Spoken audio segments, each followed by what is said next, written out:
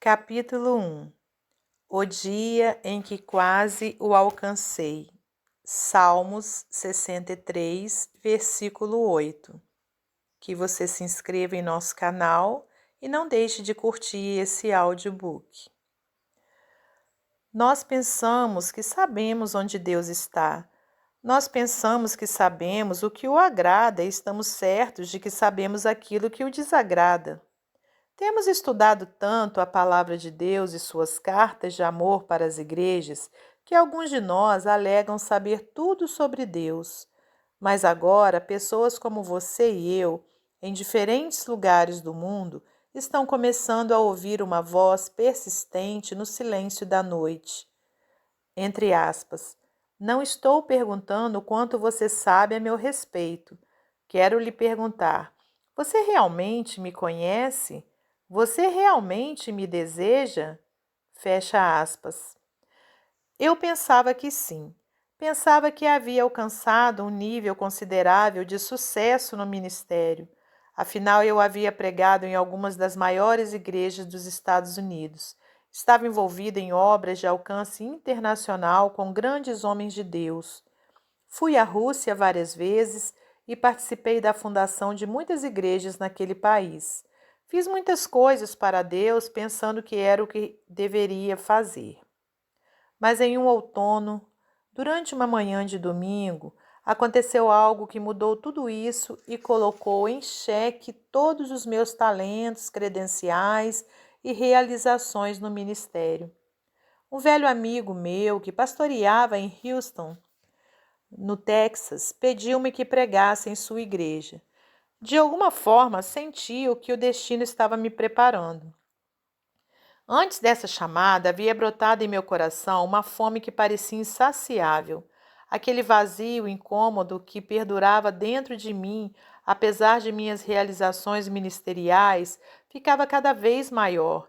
Estava com um frustrante pavor, uma deprimente premonição. Quando recebi aquele convite, senti que algo da parte de Deus me aguardava. Pouco a pouco, sentíamos que estávamos nos aproximando de um encontro com o Pai. Faço parte da quarta geração de uma família atuante no ministério da igreja. Mas, para ser honesto com você, eu já estava enfadado de igreja. Estava como a maior parte das pessoas que tentamos atrair aos nossos cultos semanalmente. Elas também estão cansadas da igreja e por isso não vêm. Por outro lado, mesmo que a maior parte daqueles que estão em nossas igrejas e em nossas reuniões também possa estar entediada, está de algum modo, está de igual modo faminta de Deus. Nada menos que propaganda. Você não pode me dizer que as pessoas, quando colocam cristais nos pescoços, gastam dinheiro diariamente para ouvir gurus e contratam médiuns caríssimos, não estejam famintas de Deus. Elas estão famintas para ouvir algo que esteja além de si mesmas, algo que não estão ouvindo na igreja hoje. A questão é, as pessoas estão enfadadas da igreja porque elas têm se portado como mera difusora da Bíblia. As pessoas querem estar ligadas a um poder maior. Sua fome as leva a qualquer lugar, menos a igreja.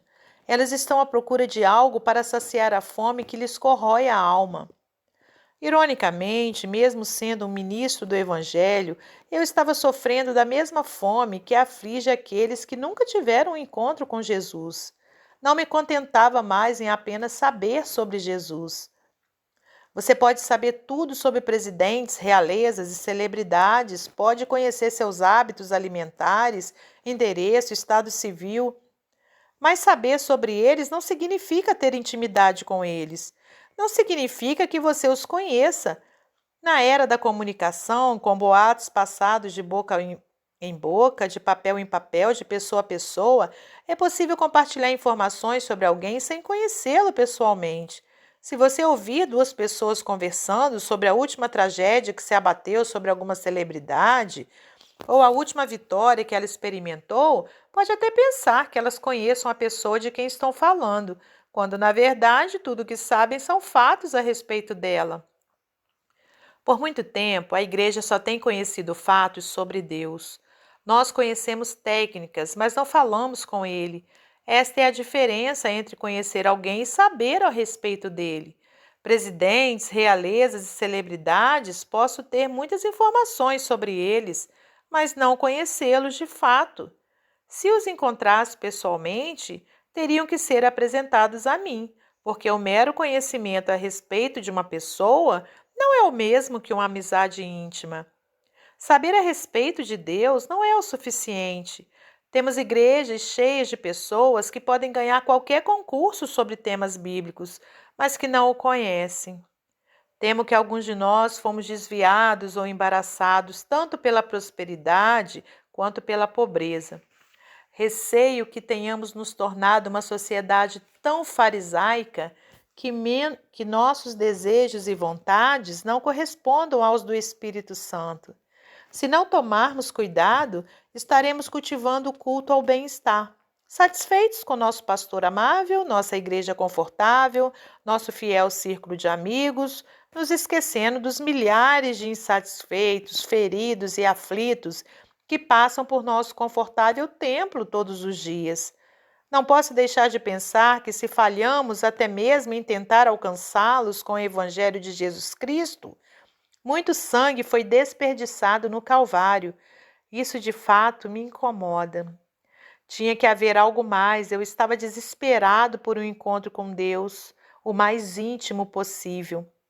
Depois de pregar na igreja do meu amigo no Texas, voltei para casa. Na quarta-feira seguinte, estava na cozinha, quando o pastor me telefonou de novo e disse: Tommy, somos amigos há anos e não me lembro de ter convidado alguém para pregar 2 domingos consecutivos. Mas será que você poderia voltar no próximo domingo? Concordei. Poderíamos dizer que Deus estava prestes a fazer algo. Estaria o perseguidor agora sendo perseguido? Estaríamos prestes a ser apreendidos pelo que estávamos buscando? O segundo domingo foi ainda mais abençoado. Ninguém queria deixar o prédio após o culto da noite. O que devemos fazer? Meu amigo me perguntou. Deveríamos fazer uma reunião de oração na segunda noite, eu lhe disse, e acrescentei. Passaremos todo o tempo orando intensamente. Vamos apurar até que ponto vai a fome das pessoas e ver o que está acontecendo. 400 pessoas se apresentaram na segunda-feira para a reunião de oração, e tudo o que fizemos foi buscar a face de Deus. Algo realmente estava acontecendo. Uma pequena rachadura aparecia no bronze dos céus de Houston. Uma fome coletiva estava clamando por uma visitação. Voltei para casa.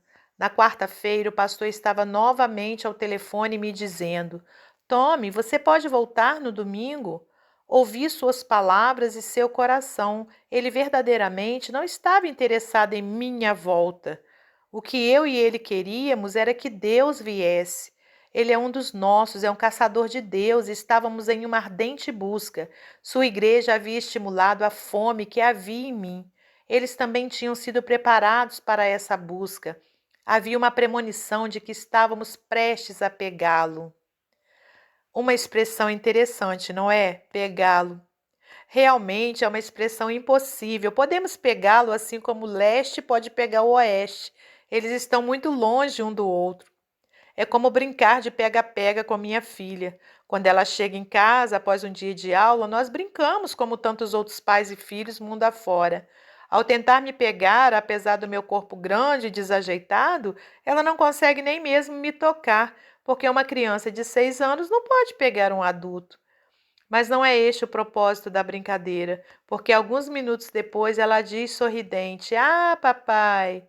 É nesse momento que ela captura não só minha presença, mas também meu coração. Então me volto e não é mais minha filha que está me buscando. Agora eu é que corro atrás dela, a alcanço e caímos na grama entre abraços e beijos. O perseguidor torna-se perseguido. Será que podemos pegá-lo? Literalmente, não, mas podemos pegar seu coração. Davi fez isso. Se podemos pegar seu coração, então ele se volta e nos busca. Esta é a beleza de ser um caçador de Deus. Você busca o impossível, sabendo que é possível. Aqueles crentes em Houston tinham 2 cultos agendados aos domingos. O primeiro culto da manhã começava às 8h30. O segundo, seguido a este, às 11 horas. Quando voltei no terceiro fim de semana, senti uma forte unção enquanto estava no hotel, um toque do Espírito. Chorei e tremi.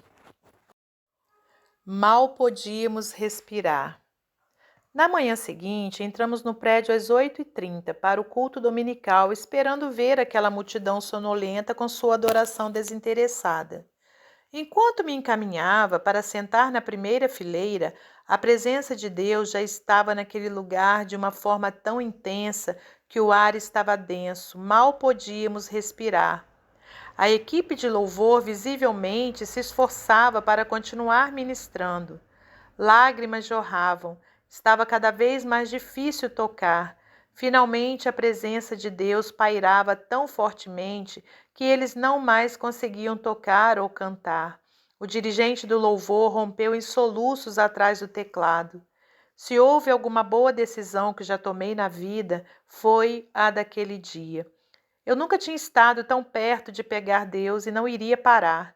Então falei para minha esposa, Jane, continue a nos conduzir a Ele. Jane sabe como levar as pessoas à presença de Deus através da intercessão e do louvor. Calmamente, colocou-se à frente e continuou a facilitar a adoração e ministração ao Senhor. Não era nada sofisticado, era algo singelo, era a retribuição mais apropriada àquele momento.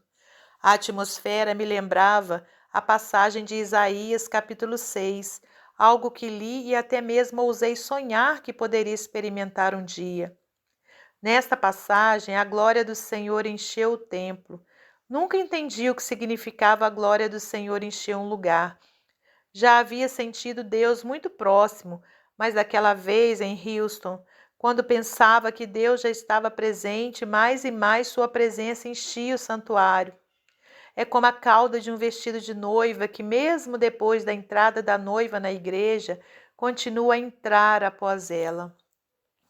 Deus estava lá, não havia dúvidas quanto a isso, porém cada vez mais dele continuava entrando no lugar até que, como em Isaías, literalmente encheu o templo. Algumas vezes o ar ficava tão rarefeito que se tornava muito difícil respirar. Parecia que o oxigênio vinha em pequenas porções, soluços abafados percorriam a sala. Em meio a tudo isso, o pastor veio a mim e perguntou: Tommy, você está pronto para assumir o púlpito? Pastor, estou receoso de subir até lá, porque sinto que Deus está prestes a fazer algo.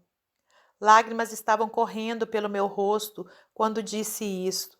Não temia que Deus me abatesse ou que algo ruim acontecesse. Simplesmente não queria interferir e afligir a preciosa presença que estava preenchendo aquele lugar. Por muito tempo, nós humanos permitimos o mover do Espírito Santo até certo ponto. Mas quando perdemos o controle, logo puxamos as rédeas. A Bíblia chama isto de apagar o Espírito. Em 1 Tessalonicenses 5,19, por muitas vezes paramos no véu do tabernáculo. Sinto que devo ler 2 Crônicas 7,14. Tem uma palavra do Senhor, disse meu amigo. Entre muitas lágrimas, balancei a cabeça e disse: Vá, vá. Meu amigo não é um homem dado a expressar seus sentimentos. É essencialmente um homem equilibrado, mas quando começou a andar pela plataforma, mostrava-se visivelmente abalado. Naquele momento, tive tanta certeza de que alguma coisa estava prestes a acontecer que fui em direção à cabine de som no fundo da sala. Sabia que Deus iria se manifestar, só não sabia onde. Eu estava na primeira fileira e sentia que algo poderia acontecer atrás de mim ou do meu lado. E eu estava tão desesperado para pegá-lo que caminhei para o fundo da sala, enquanto o pastor se encaminhava para o púlpito. Dessa forma, eu poderia perceber todo o ambiente. Não estava certo do que aconteceria na plataforma, mas sabia que algo iria acontecer. Deus, eu quero ser capaz de ver o que quer que o Senhor esteja prestes a fazer. Meu amigo subiu para o púlpito. No centro da plataforma, abriu a Bíblia e calmamente leu a arrebatadora passagem de 2 Crônicas 7,14. Se o meu povo, que se chama pelo meu nome, se humilhar e orar e buscar a minha face, deixar seus maus caminhos, então eu ouvirei dos céus, perdoarei os seus pecados e sararei a sua terra. Então ele fechou a sua Bíblia, agarrou as bordas do púlpito com as mãos trêmulas e disse: A palavra do Senhor para nós é que paremos de buscar seus benefícios e busquemos a Ele. Não vamos mais buscar suas mãos, mas sim a sua face. Naquele instante, ouviu o que parecia ser o eco de um trovão, e o pastor foi literalmente tomado e lançado a uma distância aproximada de 3 metros do púlpito. Quando ele foi arremessado para trás, o púlpito caiu para a frente. O belo arranjo de flores que estava em frente caiu no chão. Porém, antes que o púlpito batesse no chão, ele já estava partido em 2 pedaços. Havia sido partido em 2, como se um raio o tivesse atingido.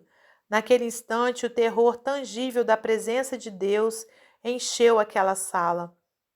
As pessoas começaram a chorar e se lamentar. Rapidamente fui ao microfone do fundo da sala e disse: Caso você não esteja ciente do que está acontecendo, Deus acaba de se mover neste lugar. O pastor está bem, passaram-se 2 horas e meia para que ele pudesse ao menos se levantar. Ainda assim, com o auxílio dos introdutores, somente sua mão tremia, dando sinal de vida. Ele vai ficar bem. Enquanto tudo acontecia, os introdutores correram para verificar se o pastor estava bem e pegar os pedaços do púlpito. Ninguém realmente prestou muita atenção no púlpito partido, pois estávamos muito ocupados com os céus fendidos. A presença de Deus atingira aquele lugar como se fosse uma bomba. As pessoas começaram a chorar e se lamentar. Eu disse: se você não está onde precisa estar, esta é uma boa hora para se reconciliar com Deus. Eu nunca vira tamanho apelo. Um tumulto se fez, pessoas se empurravam, não esperavam os corredores se esvaziarem, pulavam os bancos da igreja. Homens de negócio arrancavam suas gravatas e estavam literalmente amontoados uns sobre os outros no mais terrível e harmonioso som de arrependimento que eu já tinha ouvido. A simples lembrança disso ainda me causa arrepios. Quando fiz o apelo do culto das 8h30, não tinha ideia de que aquele seria o primeiro dos 7 apelos daquele dia. Quando já era hora de começar o culto das 11 horas, ninguém havia deixado o prédio. As pessoas ainda se encontravam prostradas e, embora não houvesse nenhuma música sendo tocada, a adoração era calorosa e espontânea. Homens maduros dançavam como bailarinos, crianças choravam em manifestações de arrependimento. As pessoas estavam com o rosto em terra, ajoelhadas, absortas pela presença do Senhor. Havia tanto da presença e do poder de Deus ali que as pessoas começaram a sentir uma necessidade urgente de serem batizadas. Eu assisti as pessoas adentrarem os átrios do arrependimento, e uma após outra experimentaram a glória e a presença de Deus enquanto ele estava ali por perto. Elas queriam ser batizadas e eu estava em dúvida sobre o que fazer. O pastor ainda permanecia no chão. Pessoas vinham até mim e declaravam: preciso ser batizado. Alguém me diga o que fazer. Havia uma quantidade imensa de perdidos que foram salvos, e tudo provocado puramente pelo encontro com a presença de Deus. Não houve sermão nem canções naquele dia, somente o Espírito de Deus. 2 horas e meia se passaram, e já que o pastor só havia conseguido gesticular um dedo para chamar os anciãos até ele naquele instante, os introdutores tiveram que carregá-lo para o seu gabinete. Enquanto isso, todas aquelas pessoas me perguntavam, ou a qualquer outro que encontravam, se poderiam ser batizadas. Como um ministro visitante naquela igreja, eu não queria assumir a autoridade de dizer a alguém para batizá-las. Então enviei pessoas ao escritório do pastor para verificar se ele autorizaria o batismo. Eu fazia um apelo após outro e centenas de pessoas vinham à frente. Como a cada vez mais pessoas vinham me perguntar a respeito do batismo, percebi então que nenhum daqueles que foram ao escritório do pastor retornaram. Finalmente, enviei um pastor assistente já aposentado, dizendo-lhe: Por favor, descubra o que o pastor quer fazer acerca do batismo, pois ninguém que enviei retornou para me dar uma resposta. O homem entreabriu a porta e inclinou a cabeça para dentro do escritório. Para sua surpresa, viu o pastor ainda deitado diante do Senhor e todos os que eu havia lhe enviado estirados pelo chão também, chorando e se arrependendo diante de Deus. Então voltou depressa para me relatar o que tinha visto e acrescentou: Vou perguntar-lhe o que pediu, mas se eu entrar naquele gabinete, pode ser que não volte também. Batizamos pessoas por horas. Balancei a cabeça, concordando com aquele pastor assistente. Acho que não há problema se os batizarmos. Então começamos a passar as pessoas pelas águas como um sinal físico do seu arrependimento diante do Senhor. E por muito tempo batizamos as pessoas. Mais e mais pessoas continuavam se derramando perante Deus. Como os participantes do primeiro culto ainda estavam lá, havia carros estacionados por todos os lados fora da igreja. Em um grande terreno vago próximo ao prédio, as pessoas sentiam a presença de Deus tão fortemente que começavam a chorar sem controle e simplesmente se dirigiam ao estacionamento sem saber o que estava acontecendo. Algumas, ao saírem de seus carros, mal conseguiam andar pelo estacionamento. Outras entraram no prédio somente para cair no chão. Com muito esforço, os introdutores arrastavam aquelas pessoas da porta e as colocavam ao longo do corredor para liberar a entrada. Algumas pessoas conseguiam avançar um pouco para dentro do prédio e outras entravam na sala antes de caírem prostradas em arrependimento. Alguns, na verdade, se prostravam dentro do santuário, mas a maior parte não se importava em não achar assentos, eles se prostravam diante do altar.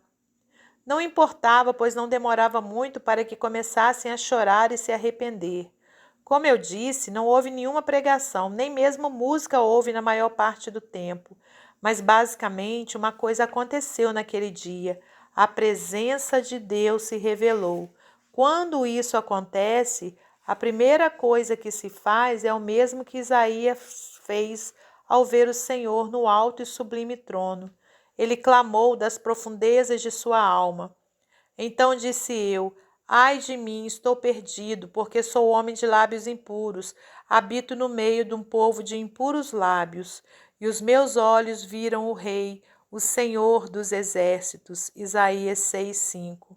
Veja bem, no momento em que Isaías, o profeta, servo escolhido de Deus, viu o Rei da Glória, o que ele pensava estar puro e santo parecia trapos imundos. Ele estava pensando: eu achava que conhecia Deus, mas não conhecia nem um pouco dele. Naquele domingo, parecia termos chegado tão perto, quase o pegamos. Agora sei que é possível. Nós dividiremos esse capítulo em duas partes. Essa foi a parte A do capítulo 1. Em breve estaremos trazendo a parte B do capítulo 1. Até mais e que você curta e compartilhe. Obrigada.